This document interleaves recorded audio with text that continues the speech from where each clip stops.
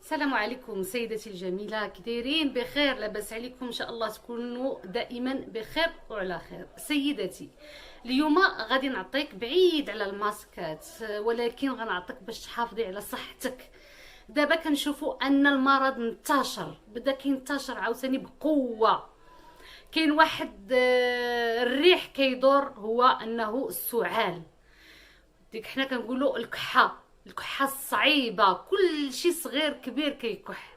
يعني السعال بواحد القوه داخل منتشر، قسما بالله العلي العظيم.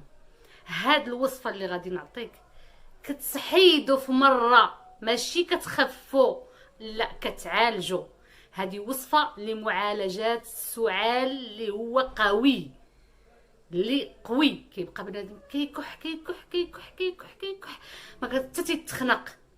هاد الوصفه اللي غنعطيك قسما بالله مجربه مني شخصيا، درت لها الوالده ديالتي، جاها داك السعال تخلعنا عليها، درناها ليها ما بقاش فيها. الاخت ديالي دارتها يعني الناس اللي كتعرف، دارتها لواحد السيده كبيره في السن ديالها، تاني ما بقاش فيها. يعني تشربيها غير 3 المرات ولا 4 كيمشي في مره. وصحيه لجمالك سيدتي، لجمالك ولصحتك. حافظي على راسك غير بيديك، انتي غتعرفي اشنو غادي ديري. اللي هي واحد الشوربه خفيفه وسهله، يعني هي ما كتجيش خايبه، كتجي فيها واحد اللذه، غير هي كتكون مسوسه. ما ديريش الملح نهائيا. بزيها على راسك وشربيها. والناس اللي تيجيهم المرض يعني ديال هاد الوباء هذا، وتيكون فيهم تمشي لهم الشم والذوق، قسما بالله تيغيرجع لهم غير بهاد الوصفه هذه. غيرجع لهم الذوق والشم ديالهم بهاد الوصفه اللي هي مجربه. وقلت لك خفيفه خفيفه، يعني ما هياش شي حاجه كبيره، وما هياش شي حاجه غاليه، خفيفه ظريفه. كتكون ليا اول مكون اللي هو رئيسي، حنا كنعرفوه راه مكون قوي، او انه مضاد حيوي، وانه يعني بحال كتاخدي لونتيبيوتيك، هو البصل. هاد الشوربه هادي خاصه شوربه البصل، اللي هي زوينه لذيذه ماشي خايبه، ويعني حتى الصغار والكبار يشربوها. غير هي الملحه ما كتكونش، كتكون مسوسه وصافي. اما اللذه كاينه فيها واحد المذاق. غادي نعطيكم الوصفه كيفاش دايره، وقسما بالله قلت لكم ما يبقى السعال. انا كنقسم بالله، علاش؟ لان عارفاها وعارفه الفعاليه ديالتها. وسيدتي مزيانه حتى لصحيحتك، يعني واخا كاع ما يكونش فيك السعال ديريها، غتحميك من هذا الوباء اللي هو كينتشر بواحد القوه. غادي تحميك سيداتي. شربي هاد الشوربه هادي، بقاي ديريها لكل وليداتك، كل الزوج ديالك، ديريها في البيت ديالك، بقاو تشربوها، اللي هي جد رائعه جد رائعه. قلت لك كتكون ليا من البصل. غديري واحد 3 ديال البصلات كبار او 4 ديال البصلات كبار، ياك. غتشدي الباديان اللي هو هذيك النجمه، حنا تنسميوها النجمه، الباديان. غتشدي واحد 4 ولا 5 ديال الحبيبات ديال الباديان. كذلك غتشدي واحد يعني كميميس شويه ما بين يدك، يعني كذلك 5 6 هذا ديال القرنفل. سهله، 3 البصلات او 4 مقطعين.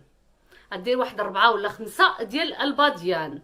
والباديان كله واخا كاع تكثري منه ماشي مشكل. الباديان كيطلق ليا واحد اللذه زوين. اصلا الباديان غزال كيحافظ لك على الجمال ديالك. واي سيده بغات تبقى دائما صغيره وجميله تبقى دير تيزان ديال الباديان، تبقى تشد الباديان، تكب عليه الماء غليان وتبقى تشربو بحال كتشرب الشاي. الباديان راه جيد للمراه، لجمالك سيدتي، لصحتك سيدتي، يعني الصحه ديالتك كتبقاي دائما راشقه، ودائما كتحسي براسك انك باقه في الثلاثينات الربعينات. واخا كاع تكبري تقولي 60 سنه 70 سنه شربيه. لا كنعرف واحد السيده قسما بالله العلي العظيم الا كتشربو وحسات براسها صغارت، حسات براسها ولات كتحرك، ولات ما بقاش كتسخف، ما بقاش. الباديان اللي هو النجمه، اللي ما كيعرفش الباديان كيعرفها بالنجمه، نجمه الارض تنقولوا ليها. شوفي سيدتي، 4 بصلات اولا 3. غديري واحد الكموسه، يعني واحد الكميشه ديال الباديان، يعني واخا تكتري منه ماشي مشكل. القرنفل ما تكتريش منه بزاف، غادي ديري واحد 5 ولا 6 ديال الحبيبات ديال القرنفل ياك. غتغليهم، غديريهم في الماء، غتعمري عليهم الماء، لان الشوربه غادي تشربي معاك الناس اللي معاك في الدار. غتكتري، غديري الماء اللي بغيتي، يعني غديري 2 لترات ديال الماء، اولا اقل اولا اكثر، المهم كيف ما بغيتي نتيا. واخا تجي خفيفه واخا تجي ثقيله، بحال بحال. المهم الشوربه عندي فيها طيب فيها البصل والباديان والقرنفل. هذاك الشوربه سيدتي غتشديها، غتخلي ديك البصله حتى طيب ياك.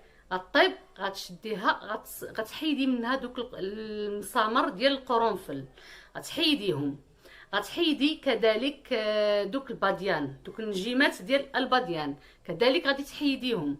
غتبقى لك غير البصيله وديك النكهه ديالهم، ديال النكهه ديال القرنفل وديال الباديان. هذيك البصله والماء غتشديهم، غطحنيهم، ما ديري معاهم حتى شي حاجه ديال التوابل نهائيا.